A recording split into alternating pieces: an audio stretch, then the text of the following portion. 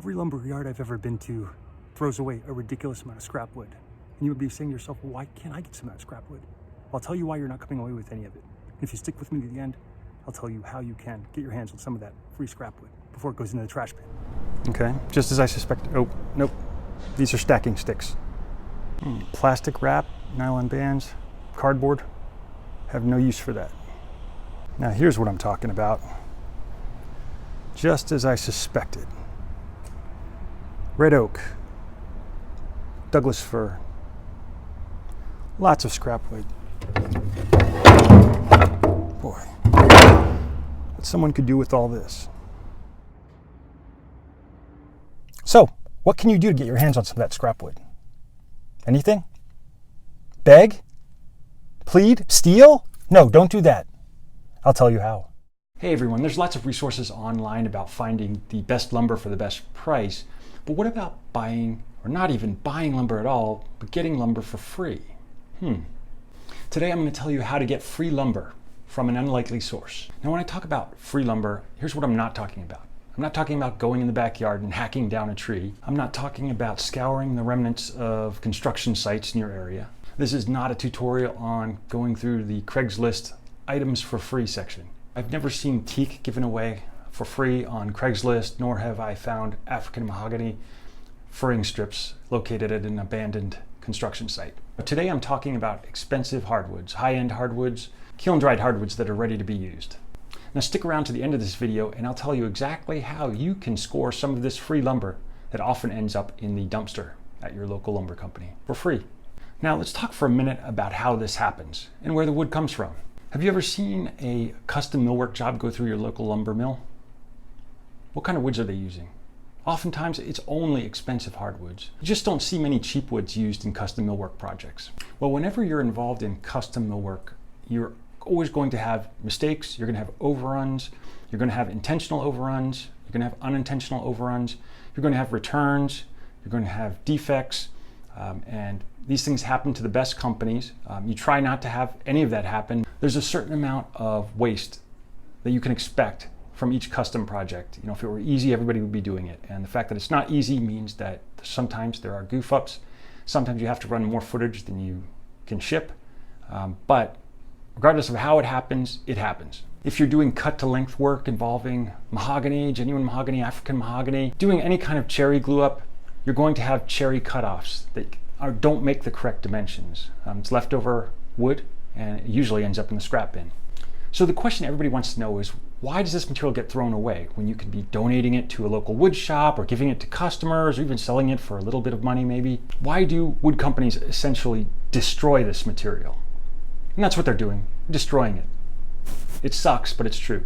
So this is the most important question to answer if you ever want to get your hands on any of this material before it makes its way to the dumpster. Why do lumber companies choose to destroy the material rather than give it away? And here is the answer. Trashing it, while wasteful, is oftentimes the least expensive option for the lumber company. To explain why this is, let me take you back a few years to something that happened to me when I was the vice president of sales for a Southern California lumber company. On a slow day, we got a phone call from someone who was local to the area, but not a current customer of ours. And basically he said that he made toys for underprivileged children, and it was close to Christmas time and they needed some materials, and they were wondering if we had anything we could donate. They'd be more than happy to come by and pick it up. Now, I was in a good mood that day. Even though we didn't have anything handy, I had a little bit of extra time in my hands, so I said, you know what, let me check it out and I will get back to you. So basically I took a run through the yard and made notes of where scrap items that were most likely going to end up in the trash bin were, and I wrote them all down. You know, probably took a good 45 minutes, but made good notes. I'm thinking to myself, well, we'll support this fine cause, number one, and number two, we'll clean up the yard, and number three, we'll clean up the inventory. You know, it seems like a win-win all the way around. And by the time I finished writing down all of the items, I was thinking, well, you know, I'm going to make this guy's day, because you're going to have so many pallets of wood that really have really quality cuts of hardwood, stuff that would cost him hundreds and hundreds of dollars. And I'm going to have just basically have it all ready for him. I'm just going to make his day. And Christmas season for that matter. So later that day, I called the gentleman back. I told him, hey, I've got some material for you. When do you want to come by and pick it up? He said, well, he'll check his schedule and then get back to me. So I said, well, okay, that sounds good. We'll go ahead and have the material ready for you. You tell us when you're going to come in. He was just probably maybe 30 minutes away, but he needed to borrow a truck to come get it, which was no problem. I said, let me know when you're ready and we'll have the material ready for you. Probably a week went by before I heard from him again, and he called up, asked for me. He said, you know what, I've got the truck today.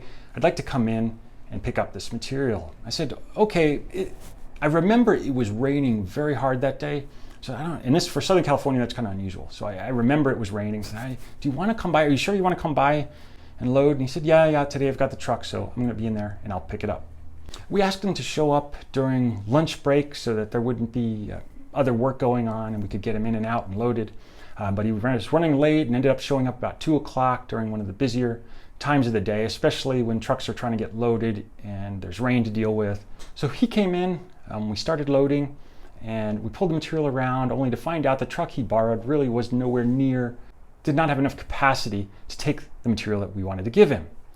So we had maybe 5 pallets pulled out. He said, oh boy, I really can't take that. The other thing he mentioned was, well, and it was obvious actually when he came in the office, is he was a lot older than I thought and didn't bring any help. So he needed some help to be loaded. So, okay, now I'm thinking, okay, I've already devoted a few hours of my time to this project that's really going to put $0 into our pocket, but we're doing good things. So, okay, but when I talked to him first on the phone, we weren't that busy, but now we're busy with other things, but we're going to see this through. So, because we said we would. So we're looking at all the pallets that I had pulled out, and he's kind of looking at some of them and saying, I don't know, do you have anything bigger than this? Saying some of these pieces are a little too small.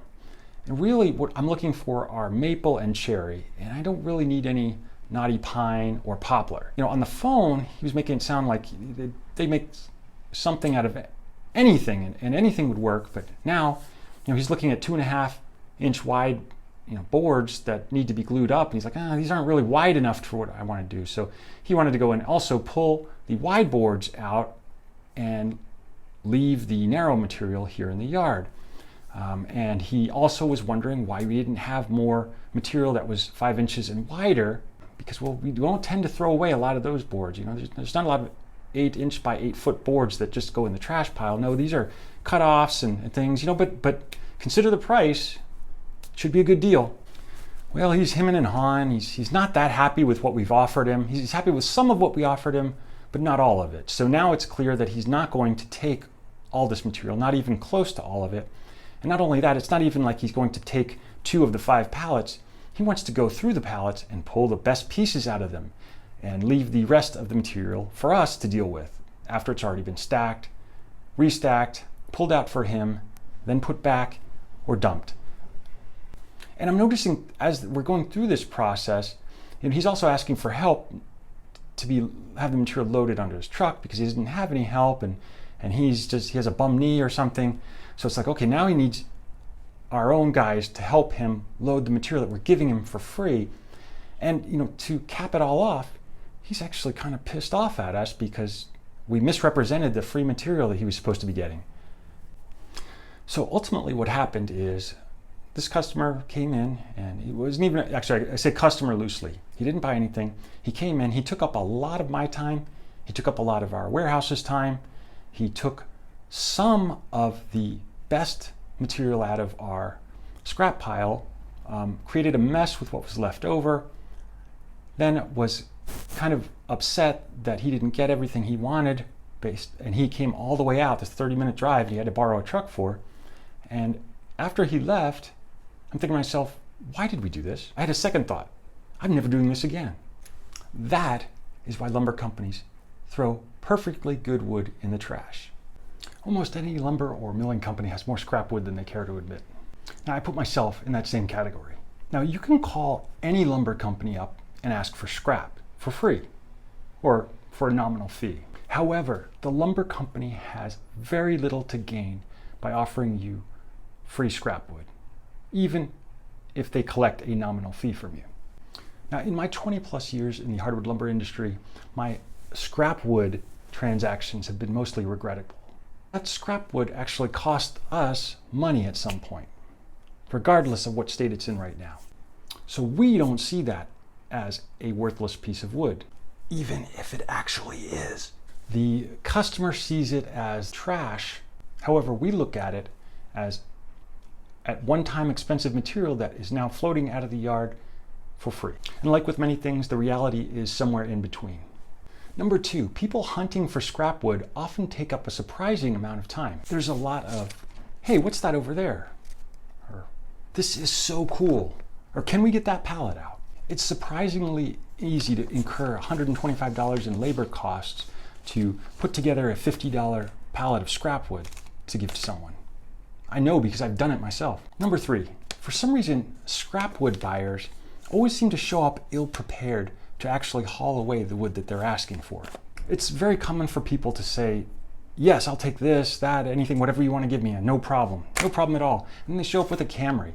So basically anything that's over 3.5 feet needs to be cut to length to fit in the car, and they need help loading the car because they need help for whatever reason. They didn't bring anybody. Not only do they not have the right car, but they don't have any help. Number four, people requesting scrap wood have a way of becoming very selective once they actually arrive on site. The main motivation for a lumber company in giving away scrap wood is to clear up space fast. The last thing you want to hear is, "Ooh, I'll take that mahogany over there and the koa, but leave the pine and the poplar because I don't want that."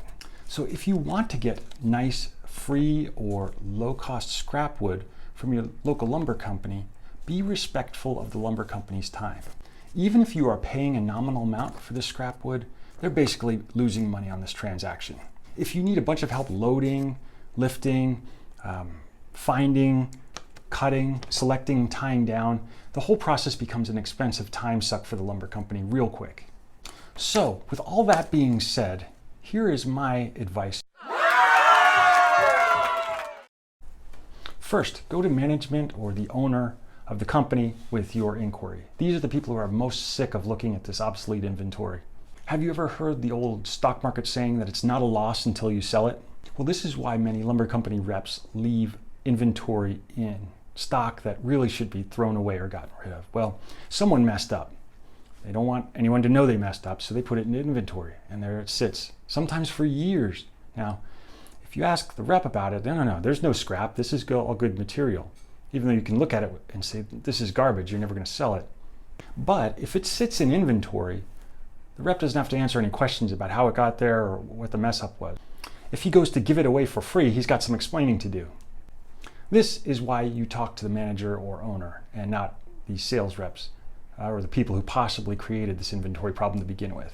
You get right to the top, talk to people who have a vested interest in getting rid of this material that they don't want in their warehouse anymore. Not the people who have a vested interest in hiding it. Number two, and this oftentimes is not intuitive to people, don't hit up lumber companies that you're already buying from. If they have half a brain, they will not poison the well by letting paying customers know that they're actually throwing away material. Even though they do, it's better if the customers don't know. Companies who want to get rid of material, they want it out of their marketplace. So they'll go ahead and throw it in the trash rather than let it go into their own marketplace. In no way is the lumber company going to lose a regular sale by offering this junk material to you. Let's say you have a lumber company has a customer who buys 100 board feet of 4/4 1 common northern red oak steadily. Not a huge customer, but a steady customer. Then one day the rep, feeling generous, decides to do the customer a solid and give him some northern red oak cutoff scraps that were headed for the trash bin. Now, you'd think, well, this is a good thing. Why would this? How would this possibly backfire? And let me explain exactly how it backfires. The person receiving the material says, "Oh, great! Thank you so much. This is great." It adds to their profit. They're happy to get it, but ultimately, what happens is lumber companies' steady orders of 4/4 1 common northern red oak lumber will be displaced by incessant requests for free material. Do you have any more of that free stuff? I'd love that free stuff. I'm holding out for the free stuff. I said I couldn't use any material. It was under 8 feet, but as it turned out, the cutoffs worked pretty good. So let me know when you got more cutoffs and I'll come in. So basically the lumber company loses a steady customer and gains relentless solicitations for more free material. Once you buy scrap maple for 0 to 10 cents on the dollar, it's very difficult to go back to buying full retail price lumber or even wholesale priced lumber. In the back of your head, there's always going to be that thing saying, hey, this is pretty close to the stuff that I got out of the trash can for free. So it's like lumber companies don't want to do that to themselves. So it's like they would rather throw the material away than poison the well like that. Now, let's reverse the situation a little bit. Say that same pile of red oak is sitting in the scrap bin. The rep wants to do something with it, but he says, wait a minute, I don't want to poison my own well by giving it to someone in our own customer base, but say someone I've never heard of blows into town, definitely not a customer. Someone's going to take it away. We're never going to see it again. It's not going to interfere with anything that we have going on in this marketplace. Yeah, go ahead and take it. Number 3, know your capabilities. If you have a Toyota Camry and that's what you have to haul material with, don't ask for 16-foot long material that you can't get out of the yard. It's really annoying when people show up and they can't haul 16-foot material. They said they could take 16-foot material, but basically what they meant is they like the 16-foot material, but they need it cut 6 times to fit in their car. That's an extra job for the lumber company. That is a no-go. Don't do that. When it's time to pick up the material, get it out of there quickly and quietly. Don't make a big fuss. Don't take up a lot of time. Just get it out of there. The faster you get it out of there, the more appreciative the lumber company will be, the more likely they will be to let you know when there's more material that they'd love to get rid of. Even though most lumber companies do throw away a lot of good material, or usable material, I should say, many people don't like the idea of doing it, but they also don't like the idea of losing businesses or losing money as a result of giving material away. You've heard of the saying, no good deed goes unpunished. Well, don't punish the lumber company for doing a good deed for you.